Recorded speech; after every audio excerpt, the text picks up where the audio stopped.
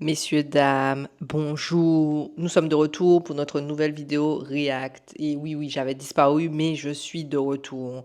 Alors, sans plus tarder, sans transition, je ne vais pas vous faire une grosse introduction.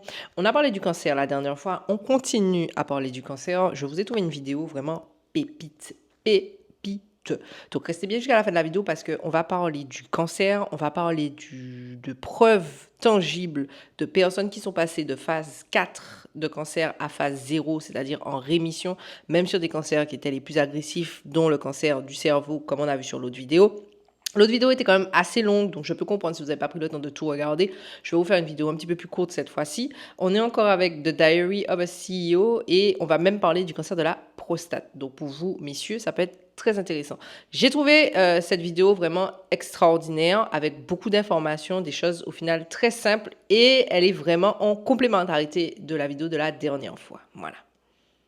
Sinon, pour ceux qui ne l'auraient pas vu, j'ai fait un partenariat avec EWAG et le partenariat d'EWAG est en partenariat avec l'ARS et on a abordé 3 thèmes de santé. J'ai fait remonter les questions de la communauté. Donc, il y a la vidéo qui est sortie sur le deuxième thème qui est la santé mentale avec une psychiatre. Très intéressant, vous allez voir, on parle de dépression, on parle de beaucoup de choses, on parle de schizophrénie. C'est très, très intéressant. Je vous invite à aller voir la vidéo. Je vous la mettrai de toute façon à la fin de celle-là, ici et en haut. Comme ça, vous pouvez cliquer, vous pouvez aller voir et bien sûr en barre de description. Sans plus attendre, on rentre dans le vif du sujet. Go from stage 4 cancer to stage 0. So I have now seen where the end of cancer is coming from. I've seen how the war is going to finish. And here's how. Dr. William Lee is a Harvard-trained physician and medical scientist whose work is revolutionizing the way we understand and fight some of the most devastating diseases facing our world today. I'm going to give you a brand new view of thinking about cancer. And this is shocking to some people to hear, but every 24 hours, there are 10,000 mistakes that are made in your body. Each of those is a microscopic cancer. But the reason that we don't become more sick from all kinds of diseases, including cancer, is because our body is hardwired with its own health defense systems. But here's the problem. We are presently seeing the fallout of some of the not so good moves that we made in the 1950s and 60s and 70s. For example, people might consume as much as a credit card's worth of plastic every single week, which is very worrying, and I will tell you why. But there's also the foods you eat, which contribute to taking your health defenses down. But the good news is that you can actually put shields up as well. So this is like our experiment, and we're trying to discover drugs that could be developed as cancer treatments. So we said, let's remove half of them and let's swap them out with food. I was a skeptic, but when I saw these results, it made my jaw drop. Because the holy grail in the pharmaceutical industry is to find something that can kill cancer stem cells. And we don't have a drug that can do that. Turns out Mother Nature beat us to the punch. And there's more than 200 foods that I've studied that can actually starve cancers. And if you had to pick 5 based on the science you've seen, what would those top 5 be? The good news is that it's food that we can eat every single day. So, number 1. Alors, comme d'habitude, vous avez vu une intro plutôt punchy. On est encore avec The Diary of a CEO. Je vous mettrai le lien de la longue vidéo. Elle dure plus de 2 heures, donc on ne va pas passer 2 heures dessus. Je vous ai coupé ça en grands instants les plus importants. Là, on va parler cancer, on va parler microplastique, on va parler nourriture, on va parler alimentation. L'alimentation peut-elle guérir le cancer, ou en tout cas le faire ralentir, repartir en arrière. Voilà, vous avez... People that get cancer, it's completely random, and that our outcomes are also a game of roulette. And this is as someone that knows very little about cancer. I hear someone that I thought was very, very healthy get cancer, and then their outcomes, whether they beat it or not, also seem to be largely down to chance sometimes. That's how it seems. What do you think of that view? Yeah, I'm going to give you a brand new view of thinking about cancer. And that is that we are all forming cancer in our bodies all the time, from the time we were kids. You don't have clinical cancer, you haven't gone to the doctor to get a diagnosis, still start forming cancers. And let me tell you why. Cancers are like pimples in our body, all right? And this is shocking to some people to hear, but the human body is made up of about 40 trillion cells. That's more cells in our body than stars in a clear sky, all right? And these cells have to divide to be able to reproduce themselves, copy and paste. Every cell has its own genetic material called DNA, It's our instructions for how our cells are work. So you get to copy and paste your Ok, vous savez déjà, je vous fais le résumé rapide. En gros, ce qui est intéressant là, c'est qu'il dit qu'il va nous présenter d'une façon différente de voir le cancer. Et ce qu'il explique, c'est que depuis qu'on est petit, en général, la majorité dans notre corps, on a tous des mini-cancers. Je pense que vous avez déjà entendu ça, que tout le monde a des débuts de cancer, on a tous des cellules en fait qui pourraient être cancéreuses. C'est juste que au final, elles ne sont pas inhibées, donc elles restent pas sous silence, mais elles restent dormantes. Mais on a plein de petits cancers dans notre corps qui se multiplient. Donc il prend l'exemple des étoiles, on a plus de microparticules, enfin de microcellules que du nombre d'étoiles qu'on peut voir dans le ciel. Donc c'est énorme. Et que le fait, lui, ce qu'il disait, c'est qu'il y a beaucoup de personnes qui ont des cancers, même s'ils sont même jeunes, en bonne santé, et qu'il ne comprend pas. Et ce qu'il explique, en fait, je vous avancerai sur cette partie-là, c'est que des fois, ce qui nourrit le cancer, en fait, c'est des vaisseaux sanguins, donc, d'accord, qui se dirigent vers la cellule cancéreuse et qui l'alimentent et donc qui la font grossir. Mais dans notre corps, là on se fait pas tous tester, hein, voilà, puisqu'on n'a pas de symptômes, on a tous des micro-cancers, c'est ce qu'il faut retenir. En gros. Alors lui, on va rentrer tout de suite dans le vif du sujet, je vous ai dit, là on va parler des aliments, en fait, des foods, des aliments qui peuvent amplifier le cancer. Donc là c'est vraiment un écho à la vidéo de la dernière fois où on rentre vraiment deep dans le sujet et comment certains aliments peuvent vous créer des cancers, en fait, et amplifier le truc. I could eat foods, I can drink things that cause my body to malfunction, i.e. makes the blood vessels unregulated, and starts to feed the cancer, right? Yeah, absolutely. So let's talk a little bit about that. So, Okay. So I told you the body's hardwired with these defenses. Shields up, right? That's what we want to do. Because shields are already normally up, you want to raise them higher. But what about, and this is a brilliant question you're asking, a very probing question. What are the things that take your shields down, right? What are the things that turn off the smoke alarm in your house, that unlock the doors? Can I take a guess? Is it this? Okay. Now, I know the answer that you're setting this conversation up for, which is a burger with meat. Is that actually disease causing? And I would tell you that yes and no. A burger is something that many people enjoy eating, and I would say eating meat, eating burgers, even eating ultra processed foods once in a while is not going to harm you if your health defenses are naturally strong. But if you make it a habit, a regular habit of eating this at the expense of eating healthier foods, more plant-based foods, less processed foods, okay, you are actually going to tip your odds where the diseases are more likely to get you. What that means is that overeating fast foods like burgers will actually contribute to taking your health defenses down, shields down. Much salt, which can be present in a lot of restaurant foods. People eat out a lot, go to restaurants all the time. You ever go to the back of a kitchen of a restaurant to see how they're seasoning their food? Patrons love salty food. It makes food taste really great. There's our brains respond very well to salty food. That high sodium levels actually speeds up, accelerates our cellular aging. So we actually age faster, but it also is a huge wear and tear on our health defenses, specifically our circulation. Our blood vessels, our angiogenesis system is taken down by excess salt. Ok, alors là on a vu qu'il parle de l'excès de sel. Donc la dernière fois on avait vu le sucre, là cette fois-ci on voit le sel. Alors ce qu'il explique c'est que le sel, je pense que vous avez tous entendu avec l'hypertension, ça cause des problèmes aussi au niveau des vaisseaux.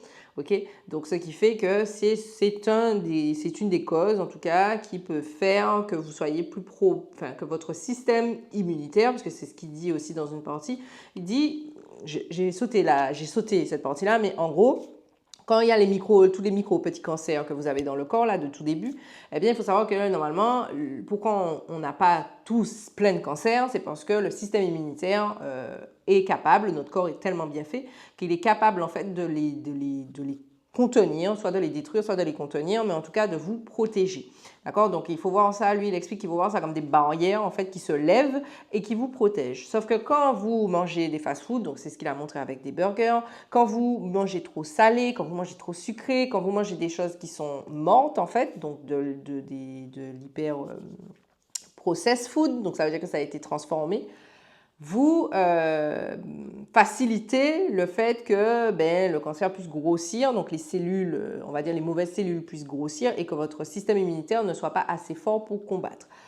À l'inverse, quand on mange plant-based, donc ça veut dire des choses qui sont à base de plantes, donc des choses vivantes, des choses crues, des choses qui n'ont pas été transformées, voilà, ok, pas ultra-processed, vraiment des choses qui sont, vous ramassez, vous cuisinez, plutôt que je vais faire les courses, il y a quelqu'un qui a ramassé, qui a transformé, qui a mis en banquette et maintenant vous le mangez, ça c'est déjà du processus, c'est déjà mort en fait depuis longtemps. On essaye d'éviter ça et ce sont certains aliments en tout cas qui vont vous aider à soutenir votre système immunitaire. Ce qu'on veut, c'est soutenir le système immunitaire. Je vais avancer très loin dans la vidéo parce qu'on va aller au moment qui nous intéresse parce que comme je vous ai dit, le but c'est pas de vous faire une vidéo de 1 heure là. Il parle de sa maman. Alors, ce sont des faits concrets, d'accord? Sa maman, il a réussi à faire en sorte que sa maman, niveau 4, terminal, ok, cancer, rémission, à l'âge de 80 ans, d'accord? Donc, on n'est pas sur une maman qui avait 50, 40 ans, non, non. On est sur une maman qui est déjà âgée, qui a la 80, d'accord? Et on lui a dit, c'est capuche, finito, pipo, d'accord, c'est fini, là, tu vas faire de la chimio, mes frères, mon gars, pas sûr que tu survives. Stage 4, rémission, 0, plus de cancer. On va avancer à cette partie-là parce que j'ai trouvé ça extraordinaire. Colorectal All right. cancer. So we have a little model here. Because I'm asking this because I'm wondering why that type of cancer is increasing. So is there a particular reason why? Well, okay, so let's do a quick Parenthèse, c'est vrai que aussi dans la vidéo, il dit que l'un des cancers qui est le plus fulgurant là, c'est le cancer colorectal. Et c'est vrai qu'il y a beaucoup de personnes qui souffrent du cancer du côlon ici, de l'estomac, en tout cas de tout ce qui est le système digestif, mais beaucoup plus du côlon.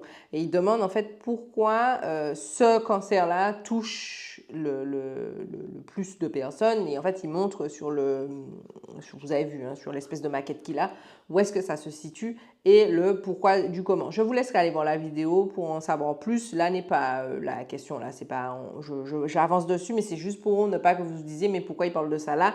Allez voir la vidéo si vous voulez en savoir plus du pourquoi au niveau du cancer colorectal, qu'est-ce qui se passe, pourquoi il y en a de plus en plus, il donne la réponse dans la vidéo. Ah oui, aussi, à un moment donné, il parle, alors comme on l'a vu au début, il explique qu'est-ce qui nourrit les cellules du cancer, les cellules cancéreuses. Et il explique en fait que les cellules sont reliées par plusieurs petits vaisseaux sanguins. Et en fait, le fait de ne rien faire, ça fait que les vaisseaux sanguins alimentent les cellules. Et donc, c'est pour ça que le cancer en fait se nourrit et grossit. Ce qu'il dit, c'est qu'on peut réduire ça par l'alimentation et que ça a été prouvé, qu'ils ont validé un traitement entre guillemets pour montrer que par l'alimentation, c'est possible d'arrêter en fait le fait que les vaisseaux sanguins nourrissent ces cellules-là. Alors, il parle du chocolat noir, il parle d'un truc japonais, une espèce de sauce qu'on trouve dans les dumplings pour les tremper, les dumplings au Japon. Il me semble qu'à un moment donné aussi, il parle du matcha. Enfin, il y a énormément, il donne une bonne liste. Donc, encore une fois, je vous inviterai à aller regarder. Si je dis pas de bêtises, je vous mets déjà, c'est à 58 minutes 27 qu'il en parle. Donc, vers 58 minutes, vous pouvez déjà avancer directement là-dessus. Vous allez voir qu'il parle de ça et quelle nourriture, quels aliments sont bénéfiques pour justement arrêter de nourrir ces cellules-là si vous êtes atteint du cancer. Bref, on passe à la partie qui nous intéresse, sa maman. Where we're beginning to see the light at the end of the tunnel. And when my mother had cancer, so my uncle's sister, my mother, wound up having endometrial cancer. She was 80 years old.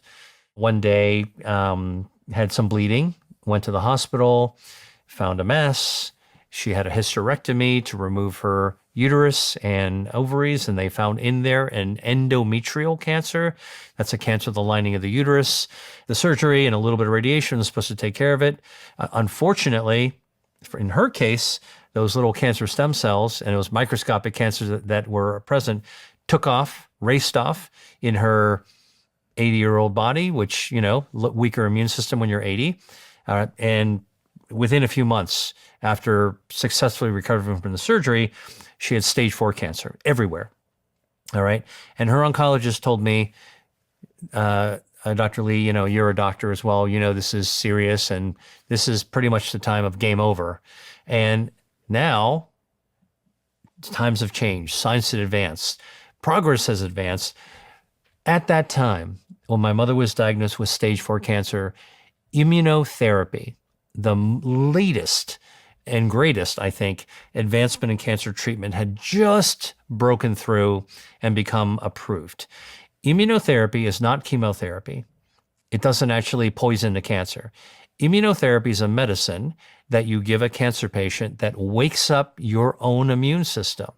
Whether you're a young person or an old person, it can wake up your immune system. All right. And my mother had immunotherapy. She was one of the early patients that got immunotherapy. And her own 80-year-old immune system woke up like an army of super soldiers and went after that cancer. Now, we completely adjusted her diet so that her body between treatments would be as strong as possible, shields raised, as we've been talking about. And we gave her a little bit of radiation to help her immune system spot the cancer. Guess what happened? 3 treatments of immunotherapy, three weeks apart. So time 0 is the first treatment. 3 weeks later, the next treatment. 3 weeks after that, the next treatment. All right. So we're talking about a total of 9 weeks of 3 treatments. All right.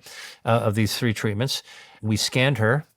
Stage 4 went to stage 0, and she never had chemotherapy. Now, chemotherapy can be helpful too with immunotherapy, but this was where I saw firsthand, close up in my own family, the ability to harness your body's own health defenses in a way that I couldn't do for my uncle 15 years ago before. Vous avez vu? Et vous avez entendu? Moi, je trouve ça super intéressant parce que ce qu'il a expliqué, c'est que sa maman n'a pas fait de chimiothérapie. La chimiothérapie, ce que je comprends depuis 2 vidéos là, bientôt 3 heures de vidéos visionnées de Diary of a CEO avec des experts, c'est que la chimiothérapie n'est pas une fin en soi, ce n'est pas l'obligation fatale que tout le monde veut nous faire croire. Dès que tu as un cancer, tu vas faire de la chimio. Non, là, il parle de l'immunothérapie. Donc, ça veut dire que, en fait, vous allez utiliser votre propre corps pour combattre le cancer. Et c'est ce qu'on se dit, non, mais tout de suite, il va falloir aller chercher de l'aide extérieure, alors que non, il faut juste aider votre corps à combattre. Ce qu'il sait déjà faire, mais que parfois il n'est plus capable de faire à cause de, comme on a vu, de ce qu'on a mangé, etc. Donc l'immunothérapie, c'est de mettre toutes les chances de votre côté, donc de booster votre système immunitaire pour que les barrières se lèvent et que vous puissiez être protégé par vous-même. Après, ce qu'il explique, c'est qu'il y a eu un petit peu de radiation pour vraiment aider justement le système immunitaire à trouver où était le cancer. Mais elle est quand même passée de stage 4 à 0. Et ça, c'est impressionnant. Et bien sûr, ce qui est aussi important de bien retenir là, c'est qu'ils l'ont aidée avec la nourriture. Elle ne mangeait pas n'importe comment. Ils avaient un système bien précis, des nutriments bien précis. C'était pas, on l'emmenait pour McDo, mangeait pas pizza, etc. C'était vraiment, voilà, c'était un ensemble. D'accord? Donc, c'est là aussi que peuvent arriver dans notre façon de faire, de notre culture, les plantes médicinales. Donc là, oui, pour les gens qui me demandent, etc. Oui, là, vous pouvez, par exemple, en plus de tout ça, supplémenter. Et c'est pour ça que je dis que les feuilles de corosol, c'est intéressant parce que ça aide au niveau de votre système immunitaire. Donc, si vous êtes sur chimio ou si vous êtes sur immunothérapie. Si votre but, c'est d'aider votre système immunitaire à combattre, les plantes médicinales peuvent le faire avec vous. Mais par contre, bien sûr, il faut voir s'il n'y a pas de contre-indication, si vous suivez un traitement autre. Ne sait-on jamais si on vous a donné des radiations autres, qu'il n'y ait pas de... Voilà.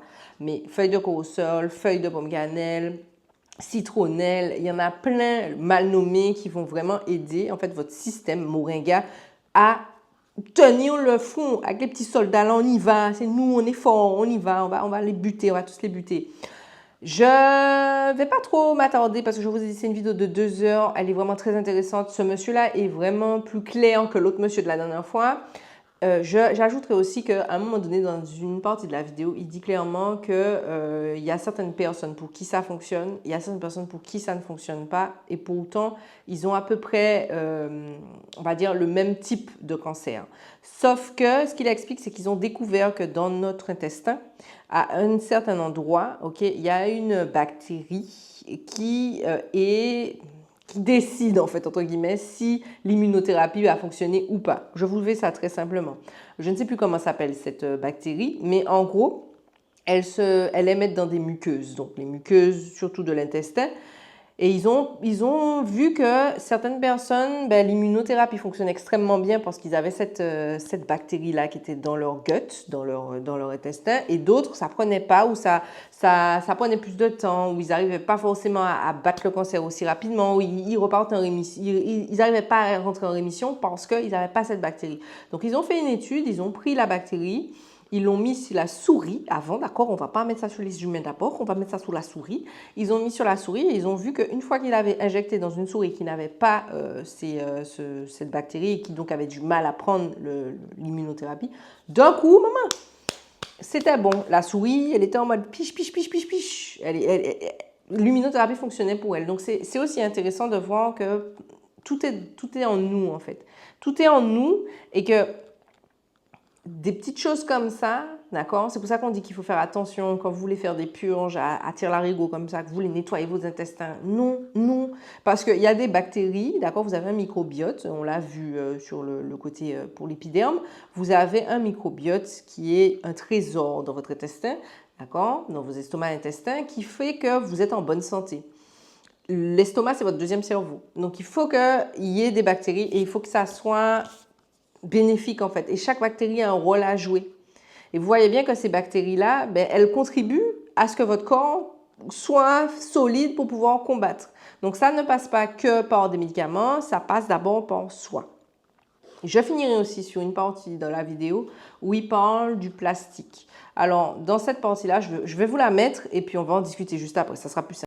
Beginning to unearth that we didn't realize until just within the last few years. And one of them is how many inflammatory microplastics we are ingesting.